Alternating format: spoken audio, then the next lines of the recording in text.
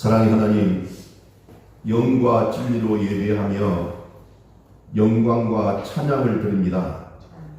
우리의 허물을 보혈의 피로 흘려주신 그 하나님의 은혜와 사랑에 감사드립니다. 연약하고 허물 많은 저희들, 때로는 이런저런 일로 낙심할 때가 많습니다. 그러나 힘주셔서 이기게 하심을 믿습니다. 혼돈은 질서로, 어둠은 빛으로, 사망은 생명으로 변화시켜 주옵소서. 우리 모두 세상의 소금과 빛으로 살라고 하신 주님의 말씀을 기억하며 살기를 원합니다. 우리 모두 누구를 대하든 무슨 일을 하든 죽게 하듯 하며 맡은 사명, 맡겨진 사명을 잘 감당하게 하여 주옵소서. 일대의 외국에 객지에 있는 성도들과 자녀들, 그리고 선교사와 선교지를 위해서도 기도합니다. 또한 협력교회 목회자와 성도들을 모두 영과 육이 강건하게 붙들어 주시기를 원합니다. 병상에도 아픔과 싸우는 이들을 위해서도 기도합니다. 하나님 어루만져 주시옵고 치료와 회복의 기쁨을 주실 줄로 믿습니다. 사랑하는 모든 성도들에게 성령 충만, 은혜 충만하게 하시옵고 모두를 주님의 사랑과 평강으로 지켜 주옵소서. 부중한 종이 말씀을 전합니다. 능력 있게 전하도록 성령께서 붙들어 주시옵소서. 예수님 이름으로 기도드리옵나이다. 아멘. 아멘. 네. 예. 할렐루야. 아멘. 주 안에서 평안하셨습니까? 아멘. 네. 오늘은 여러분 잘 아시다시피 성령 강림 주일입니다. 성령께서 우리 삶 가운데, 우리 교회와 우리 일터 가운데 항상 함께 하시고 성령의 도우심과 역사하심이 우리 사랑하는 성도 여러분의 가정 위에, 자녀 위에, 모든 기도 제목 위에 함께 하시기를 주님 이름으로 축원합니다. 아멘. 자, 우리 옆에 있는 분들하고 인사 한번 하고 갑니다. 오늘은 먼저 샬롬, 성령님이 늘 함께 하십니다. 인사합니다. 시작. 샬롬, 성령님이 늘 함께 하십니다. 아멘. 자, 우리 마음을 담아서 우리 손을 열고 축복합니다. 사랑합니다. 축복합니다. 시작. 사랑합니다. 축복합니다. 아멘. 네. 오늘 저는 고린도전서 12장 3절에서 11절 말씀을 중심으로 성령님이 역사하시는 교회라는 제목으로 함께 말씀의 은혜를 나누기를 원합니다. 아멘. 저도 이게 화면 전환이 안 되나요? 화면 전환이 되면요, 미가엘이 예언이 한참 되면 다시 껐다 해야 돼요. 아, 그런가요? 그러면 말씀은 우리 다롱 씨가 한 좀 읽어주실래요? 좋습니다. 다롱 씨가 화면 전환 안 한 책이 있으니까. 예. 좋습니다. 예. 여러분, 성경은 성령으로 말미암아 거듭난 그리스도인과 그렇지 않는 사람에 관해서 이야기하고 있습니다. 우리는 여러 가지 방법으로 사람들을 분류하곤 합니다. 예를 들어서 남자와 여자, 또는 백인과 흑인, 또는 남한 사람과 북한 사람 등으로 분류할 수 있죠. 조금 더 들어가서는 나이 많으신 분과 젊은 사람으로 그렇게 구분하기도 합니다. 이렇듯 우리는 여러 관점에 따라서 사람들을 분류하기도 합니다. 그렇다면 성경은 사람을 어떻게 분류할까요? 성경에서도 사람들이 다양한 방식으로 나누어지는 것을 보게 됩니다. 예를 들면 하나님의 말씀을 청종하는 사람과 그렇지 않는 사람으로 구분하기도 하고요. 또한 선하게 살아가는 사람과 악하게 살아가는 사람이 있고, 하나님의 자녀가 있는가 하면 사탄의 자녀가 있습니다. 여러분, 그 중에서도 신약 성경이 특별히 강조하는 구별은 그리스도 안에 있는 사람과 그리스도 밖에 있는 사람으로 구별하기도 하고, 또 하나 중요한 것은 성령 받은 사람과 성령 받지 못한 사람으로도 그렇게 구별하는 것이 있습니다. 여러분, 사실 성령 받은 사람이라는 이 개념은 기독교에서 매우 중요합니다. 우리는 종종 교회 다니는 사람들을 두고 그리스도인이라고 말합니다. 물론 맞는 이야기지만 그리스도인이라는 개념은 성령과 분리되어서 생각할 수가 없습니다. 성령을 통하지 않고는 하나님을 알 수가 없고 예수를 구주로 고백할 수 없기 때문에 그렇습니다. 그래서 그리스도인이란 예수를 구세주로 고백하는 사람이자 하나님을 아는 사람이고 또한 성령 받은 사람이라고 말할 수가 있습니다. 이런 의미에서 성령 받았다는 것은 너무도 크고 귀한 개념이자 가치일 수밖에 없는 것이죠. 그렇다면 성령은 무엇이고 어떻게 우리는 성령을 받을 수가 있을까요? 여러분, 성경은 성령의 여러 가지 모습을 전해줍니다. 성령과 관련된 교훈들이 기록되어 있기도 하죠. 그럼에도 매우 중요한 한 가지 공통점이 있습니다. 바로 성령은 인간이 본래부터 가진 그런 성품이나 능력이 결코 아니라는 것입니다. 인간이 도를 쌓아서 기도를 많이 해서 그냥 자연히 얻을 수 있는 그런 차원의 것이 아니라는 것이죠. 성령은 밖으로부터 옵니다. 그러니까 우리는 숨겨진 부분을 잘 개발해서 찾아낼 수 있는 그런 차원이 아니라는 것이죠. 성령님은 하나님의 영이자 하나님 자신이십니다. 아멘. 그래서 성령은 우리가 구해야만 얻을 수가 있는 것이에요. 예수님께서 제자들을 위해서 보혜사 성령님을 먼저 보내주셨습니다. 그 말씀이 요한복음 14장 16절 17절에 있는데요. 여러분 한번 다름씩 한번 읽어주실래요? 내가 아버지께 구하겠으니 그가 또 다른 보혜사를 너희에게 주사 영원토록 너희와 함께 있게 하리니 그는 진리의 영이라 세상은 능히 그를 받지 못하나니 이는 그를 보지도 못하고 알지도 못함이라.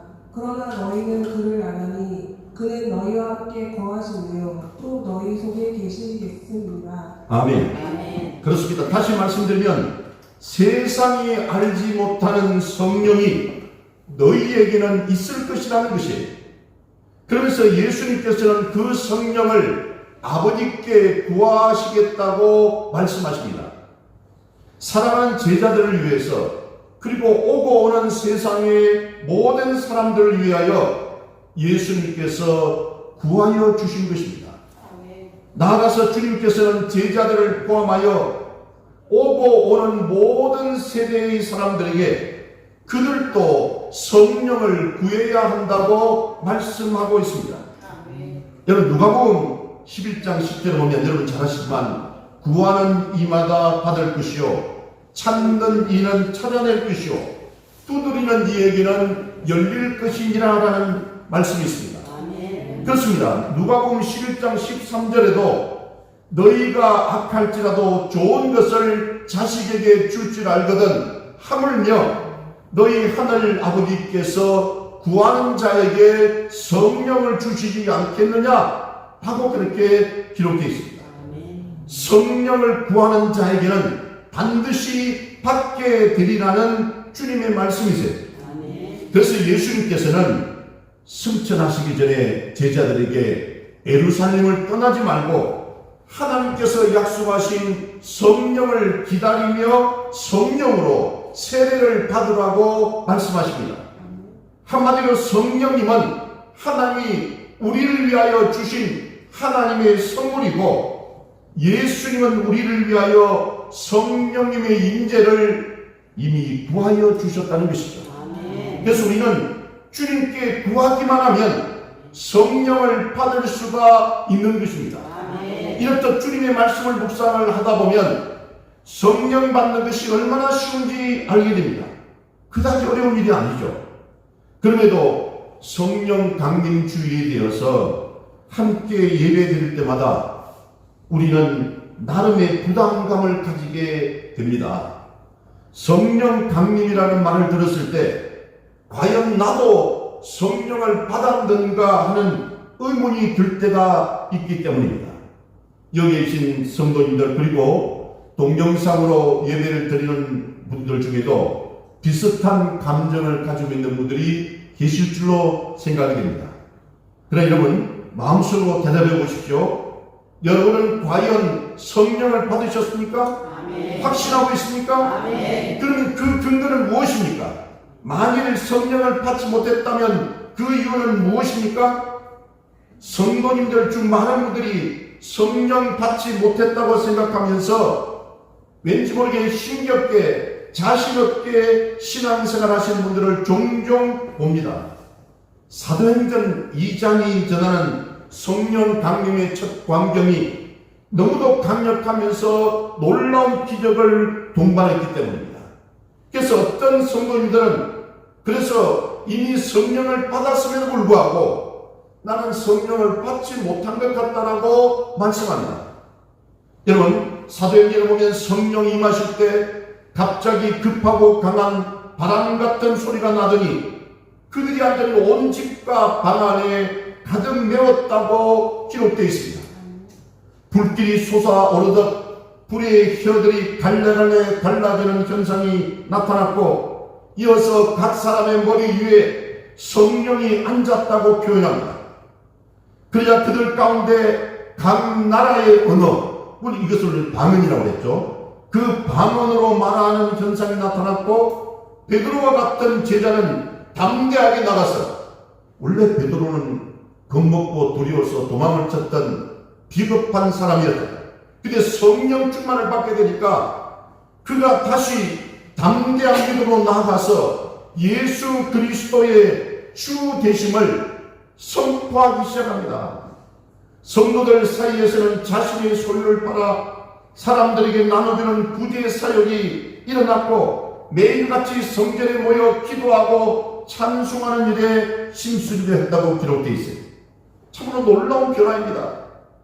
왜냐하면 그들은 성령 받기 전에는 말 그대로 예수님이 구주라는 것에 대해서도 제대로 깨닫지를 못했고 또 하나는 혹시 저 로마 군인들에게 잡혀갈까 가서 겁이 나서 두려워서 문을 꼭꼭 걸어 잠그고 숨어 있었던 그런 사람들이었습니다. 근데 여러분, 그런데 이들이 성령 받고 나서 완전히 달라졌다니까요. 이런 점 때문에 대부분의 사람들은 성령 받는 것이 힘들고 어려운 것 같다고 생각을 하는 것 같습니다. 그래서 성령 받은 사람을 영적으로 매우 성숙하고 대단한 사람들이라고 바라보죠. 물론 반대의 경우도 존재합니다. 소위 성령 받았다고 말하는 사람들이 자랑하는 경우입니다. 이들은 성령 충만을 받으면 모든 문제가 다 해결된다고 믿습니다. 가정의 문제, 자녀의 문제, 사업의 문제, 건강을 포함한 모든 그것들 개인의 문제 모두 성령을 받기만 하면 다 해결되는 듯이 그렇게 이야기합니다. 심지어는 함께 신앙생활 하다가 조금 지쳐 흔들거리는 성도들을 보면 당신은 성령 충만하지 않아서 그렇다라고 그렇게 말을 하면서 상대방의 사기를 떨어뜨리는 경우도 종종 있습니다.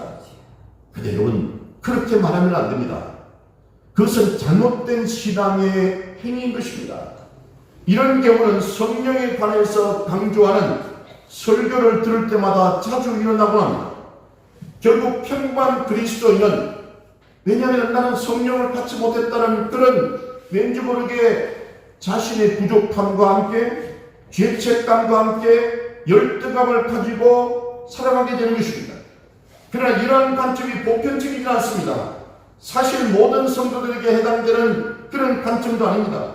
그렇다면 예수님께서 보내기로 약속하신 성령님은 구체적으로 어떤 사역을 행하실까요?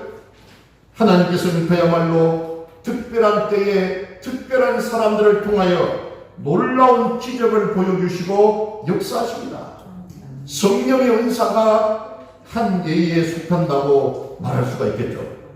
그러나 성령이 하시는 일이 무엇인지 정확하게 안다면 그 기적과 같은 일들은 부차적이다, 2차적인 일이라는 것을 우리가 알게 되는 것입니다. 여러분이 너무나 잘 아시는 사도행전 1장 8절에 보면 이런 말씀이 있어요. 1장 8절 우리 다롱님 한번 읽어주세요. 오직 성령이 너희에게 임하시면 너희가 권능을 받고 예루살렘과 온 유대와 사마리아와 땅끝까지 이르러 내 증인이 되리라 하시니라. 아멘. 여러분 그렇습니다. 저는 이 말씀을 읽을 때마다 가슴이 떨리고 때로는 벅찬 감격도 느껴집니다. 주님께서 나를 부르시고 나를 가라고 하시는구나, 선교의 현장으로 나를 보내시는구나 라고 싶어서 때로는 두렵고 떨리기도 합니다. 근데 이 말씀을 읽을 때마다 우리 눈에 먼저 들어오는 구절이 있습니다. 바로 너희가 권능을 받고라는 그 단어입니다. 이 말씀은 성령을 받으면 마치 권능을 받고 기적을 경험하는 일이 당연하다는 느낌을 줍니다. 그러나 이 구절을 앞뒤로 표현을 맞추어서 깊이 생각해 보면 주님이 의도하신 말씀은 그것이 아니라 다음과 같다는 사실을 발견하게 됩니다. 다시 말하면 내 주인이 되리라 라는 말씀이에요. 이 구절이 핵심 구절입니다. 그래서 사도행전 1장 8절 말씀을 압축해서 줄이면 이렇게 표현할 수 있습니다. 오직 성령이 너희에게 임하시면 너희가 내 주인이 되리라 라는 말씀이에요. 주님이 의도하신 본래 말씀인데요. 그래서 성령께서 임하시면 우리 모두가 그리스도의 증인이 된다는 것이 주님이 전하시고자 하는 말씀이라는 것입니다. 그래서 우리는 거꾸로 이 권능을 받고 여기 말하는 예루살렘과 온 유대와 사마리아와 땅끝까지 이르러 이 말씀이 더 중심을 두는 것 같아요. 그게 아니라는 것입니다. 여러분 이 부분은 가로로 묶어도 관계없다는 것입니다. 정말 중요한 것은 오직 성령이 너희에게 임하시면 너희가 내 주인이 되리라 라는 말씀이 핵심이라는 것입니다. 여러분 예수님께서 일찍이 요한복음 14장 26절에서 이렇게 말씀하셨습니다. 우리 같이 읽습니다. 보혜사 곧 아버지께서 내 이름으로 보내실 성령 그가 너희에게 모든 것을 가르치고 내가 너희에게 말한 모든 것을 생각나게 하리라. 아멘. 보혜사신 성령님이 기적적으로 임하시던 바람처럼 임하시던 또는 불꽃처럼 임하시던 방언을 주시던 병고침의 역사를 행하시던 보혜사 성령님은 예수 그리스도가 누구신지를 깨닫게 하시고 그 예수 그리스도의 말씀을 알게 하시고 그 말씀을 믿게 하시고 기억하게 하시는 것입니다. 이것이 바로 성령님의 역사하심이에요. 그래서 주님은 요한복음 15장 26절에서 다음과 같이 말씀하십니다.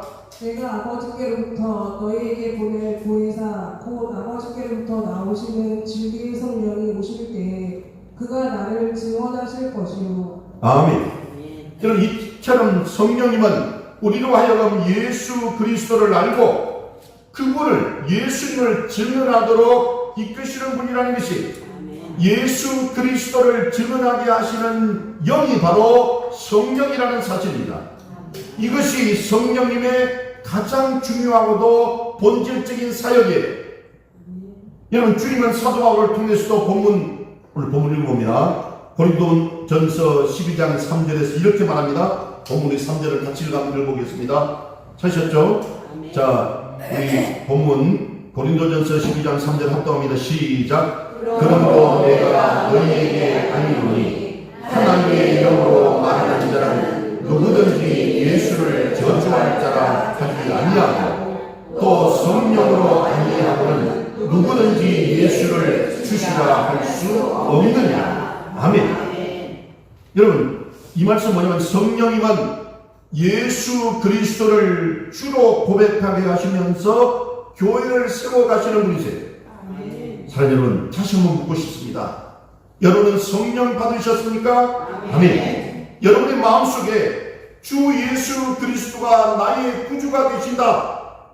또 이 땅에 주님께서 오셔서 고난당하시고 십자가에서 죽으시고 부활하신 그 예수 그리스도를 믿을 때에 내가 구원받는다 하는 이 확신이 있다면 저와 여러분은 이미 성령 받은 사람이라는 것이에요. 아멘. 여러분, 성령을 여러분이 못 받은 게 아니에요. 여러분이 예수를 믿고 그분을 나의 구주로 영접하신 분은 그 사역을 성령께서 이끌어 주셨기 때문에 여러분이 이미 성령을 받고 성령과 함께 하시고 성령께서 여러분 가운데 내주하고 계심을 믿으시기 바랍니다. 참고로 아무 보고 다시는 성령 충만하지 않다라고 손가락질하면 큰일 나는 것이에요. 이미 주님을 나의 구주로 받아들인 사람은 성령을 이미 받은 사람이라니까요. 여러분, 우리 주변에는 이 사실을 믿음으로 받아들이지 못해서 힘들어하고 고민하는 사람들이 얼마나 많은지 모릅니다. 여러분, 믿으려고 노력을 하지만 안 믿은 사람이 참 많습니다. 여러분, 우리 안에 이 믿음이 있다면 저와 여러분은 이미 성령 받은 사람이라는 것을 믿으시기 바랍니다. 아멘. 이 자리에 나와 예배 드릴 수 있는 것이 예수 그리스도를 구주로 고백하기 때문 아니겠습니까? 아멘. 그러므로 여러분 위로를 받으시기 바랍니다. 아멘. 여러분은 이미 성령 받은 사람이에요. 베드로가 예수님 앞에서 신앙 고백하던 그 장면이 마태복음 16장 16절에도 나와 있습니다. 한번 읽어봅니다. 시몬 베드로가 대답하여 이르되 주는 그리스도시요 살아계신 하나님의 아들이시니이다. 아멘. 다시 말하면 예수님이 세상 사람들이 나를 뭐라고 하느냐, 어떤 사람은 선지자라고 하고 어떤 사람은 무슨 세례 요한의 어떤 그거다 하고 이런 이야기 합니다 하지만, 그러면 정작 너희들은 나 예수를 뭐라고 생각하느냐, 무엇이라고 믿느냐라고 말하니까 시몬 베드로가 기가 막힌 고백을 하는 거예요. 이 말씀처럼 주는 그리스도시요 살아계신 하나님의 아들이시니이다. 아멘. 여러분, 정말 놀라운 고백입니다. 이렇게 멋지게 신앙 고백을 한 베드로에게 주님은 마태복음 16장 17절에서 이렇게 말씀합니다. 예수께서 대답하여 이르시되 바요나 시몬아 내가 복이 있도다. 이를 내게 알게 한 이는 혈육이 아니요 하늘에 계신 내 아버지시니라. 아멘. 다시 말하면 이 베드로가 주는 그리스도시요 살아계신 하나님의 아들이라고 고백하는 그 고백을 받으시고 예수님께서 베드로 네가 복이 있도다, 이것을 깨닫게 하고 알게 하신 이는 세상 사람이 아니라 살아계신 하늘에 계신 내 아버지시니라고 말씀하고 계시는 것입니다. 이 고백은 베드로의 생각만으로 그의 의지만으로 이루어질 수 없었기 때문에 그렇습니다. 하나님이 베드로로 하여금 그렇게 고백하게 만드셨다는 것이에요. 여러분, 그리고 이 고백을 여러분 가능하게 하시는 분은 하늘에 계신 아버지라는 것이에요. 그 아버지께서 우리에게 예수 그리스도를 증언하게 하시는 성령님을 보내주시는 것입니다. 오늘 마태복음 16장 18절에 보면 이런 말씀이 있어요. 읽어주십시오. 또 내가 내게 이르노니 너는 베드로라. 내가 이 반석 위에 내 교회를 세우리니 음부의 권세가 이기지 못하리라. 아멘. 말 그대로 예수님께서 이 베드로의 고백을 받고 뭐라고 합니까? 이 반석 위에 내 교회를 세우리니 음부의 권세가 이기지 못하리라라고 말씀하고 계십니다. 그리고 주님께서는 이 베드로가 주는 그리스도시요 살아계신 하나님의 아들이십니다라고 하는 고백 위에 교회를 세우시겠다고 선포하셨어요. 성령의 능력 안에서 예수 그리스도를 주로 고백하는 자들이 생겨나고 이들이 함께 모여서 교회를 세워가게 되는 것입니다. 그래서 교회는 성령님이 역사하심으로 이 땅에 태어납니다. 이런 관점에서 성령님은 그 본질적인 사역이 예수 그리스도를 증언하는 일이에요. 이 일을 위해서 성령의 열매와 성령의 은사가 나타나는 것입니다. 여러분, 인품이나 능력, 신앙의 단계를 끌어올리는데 본래적인 목적이 있는 것이 아니라 그리스도를 증언하고 이 땅에 하나님의 교회를 바로 세우는데 성령님이 직접 관여하신다는 말씀입니다. 그러니 예수를 구주로 고백하며 따르고 있다면 우리는 이미 성령 받은 사람이라는 것이에요.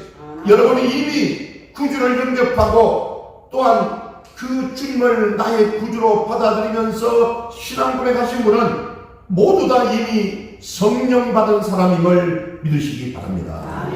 그러고 나서 각종 성령의 은사와 열매가 이 일을 하기 위해서 봉사하게 됩니다. 우리와 하여금 병 고치는 은사를 주시는 이유도 그리스도를 주님으로 확신케 하려는 목적에서 나타나는 역사입니다. 예언하는 것요, 또는 각종 방언을 말하는 것도 같은 맥락 안에 있습니다. 그러므로 주님이 오늘 본문 그리스도 오늘 고린도전서 12장 3절 하반절에서 7절까지 이렇게 말씀합니다. 오늘 본문 한번 읽어봅니다. 자, 우리 3절 성령으로부터 자, 우리 7절까지 같이 있습니다. 자, 찾으셨죠? 또 성령으로 아니하고는, 자, 시작. 또 성령으로 아니하고는 누구든지 예수를 주시라 할 수 없느니라. 은사는 여러 가지나 성령은 같고 직분은 여러 가지나 주는 같으며 또 사역은 여러 가지나 모든 것을 모든 사람 가운데서 이루시는 하나님은 같으니 각 사람에게 성령을 나타내심은 유익하게 하려 하십니다. 아멘. 그렇습니다. 여러분, 말 그대로 이 말씀 가운데 교회를 유익하게 하시는 성령님의 의도가 잘 나타납니다. 성령은 교회의 영입니다. 이 고백을 바울은 고린도전서 12장 12절 13절에서 또 말합니다. 우리 고린도전서 읽어봅니다. 12절 13절 읽어보겠습니다. 뒤에 찾으셨죠? 자, 12절 13절 합독합니다. 시작. 몸은 하나인데 많은 지체가 있고 몸의 지체가 많으나 한 몸인 것과 같이 그리스도도 그러합니다. 우리가 유대인이나 헬라인이나 종이나 자유인이나 다 성령으로 세례를 받아 한 몸이 되었고 또 다 한 성령을 가지게 하셨느니라. 아멘. 우리가 한 성령 안에서 모든 지체들이 함께 존재한다는 것이에요. 저와 여러분은 다 지체입니다. 지체는 우리 손가락 끝까지 발가락 끝까지 모든 몸의 장기가 다 우리 몸의 지체잖아요. 말 그대로 우리 주님께서는 우리를 주님의 지체라고 말씀하고 계세요. 그래서 성령 안에서 모든 지체들이 함께 존재한다는 것이 각자 맡은 일을 실천해 나감으로 교회를 세우며 성령님의 일을 감당하는 것입니다. 그 중에서 어떤 분은 병 고치는 은사를 가진 분도 계세요. 예언하는 은사를 가진 분도 계세요. 찬양을 잘하는 분도 계세요. 교회 학교에서 아이들을 잘 가르치는 교사도 있어요. 또 교회에서 열심히 봉사하는 그런 사람도 있습니다. 모두 마찬가지입니다. 이 모든 일은 교회를 아름답게 세워가시는 성령님의 사역이라는 것이에요. 우리 영혼이 건강한 교회는 아름다운 교회를 꿈꾸고 있습니다. 모든 직분자들과 봉사자들이 성령의 사람임을 꼭 기억하시고 각자의 자리를 지키면서 그리스도의 하나님 되심을 증언할 때에 하나님의 놀라운 역사가 일어날 줄로 믿습니다. 비단 교회뿐만이 아니에요. 우리 기독교 특히 장로교회는 세상에서의 삶의 자리도 하나님께서 허락하신 소명이라고 생각하고 제사장과 같은 역할을 감당해야 된다라고 믿고 고백합니다. 그야말로 그것이 만인 제사장이죠. 모든 사람이 제사장이라는 것입니다. 그러므로 교회 안에만 갇혀 계시지 않는 성령님을 따라 우리 자신의 마음을 열고 세상 속에서 그리스도를 증언하는 일을 우리가 감당해야 된다는 것을 믿으시기 바랍니다. 아멘. 사랑하는 여러분, 오늘 이 한 가지만 꼭 기억하고 마무리합시다. 예수 그리스도께서 우리의 구주가 되신다는 믿음이 있으시다면 여러분은 이미 성령 받은 사람인 것입니다. 아멘. 그렇기 때문에 어느 누구도 너는 성령 충만하지 못하다, 심지어 목사 보고도 성령 충만하지 못하다고 이야기해요. 여러분, 그건 굉장히 잘못된 거예요. 몸이 아픈 사람하고 성령이 있지 않기 때문에 그렇다? 믿음이 부족한 사람하고 성령이 부족해서 그렇다? 어느 누구도 그렇게 말할 자격이 없습니다. 저도 여러분을 그렇게 말하지 않습니다. 그죠? 이미 저와 여러분은 우리 예수님을 구주로 영접하고 예수님이 나와 함께 하시는 것을 믿는 것이기 때문에 이미 저와 여러분은 성령 받은 사람이라는 것을 믿으시기 바랍니다. 그렇습니다. 그 성령님이 우리 모두와 함께 하시고 교회 안에서, 가정 안에서, 세상 안에서 그분의 일을 감당하시는 거예요. 이것을 우리가 성령 강림주의를 기억하며 지키는 이유이기도 합니다. 원하면 우리 영혼이 건강한 교회가 성령님이 역사하는 교회가 되시기를 바랍니다. 그리고 성령님이 임재하심과 교통하심, 또한 내주 충만 역사하심이 우리 성도 여러분의 모든 일상의 삶 가운데서 함께 하시고 성령의 도우심으로 말미암아 모든 일에 넉넉하게 승리하는 믿음의 승리자가 되시기를 주님 이름으로 축원합니다. 아멘. 기도하십니다. 좋으신 하나님 감사합니다. 우리 영혼이 건강한 교회가 성령께서 역사하시는 교회가 되기를 원합니다. 우리 사랑하는 성도들의 가정과 일터가 성령으로 충만한 가정과 일터가 되기를 원합니다. 그리하여 우리 모두가 하나님과 함께할 뿐 아니라 성령께서 우리를 도와주시고 성령의 임재하심과 교통하심과 역사하심이 우리 모두의 삶 가운데서 함께할 수 있도록 주님께서 도와주시고 성령께서 역사하여 주시옵소서. 예수 주님 이름으로 기도드리옵나이다. 아멘. 아멘.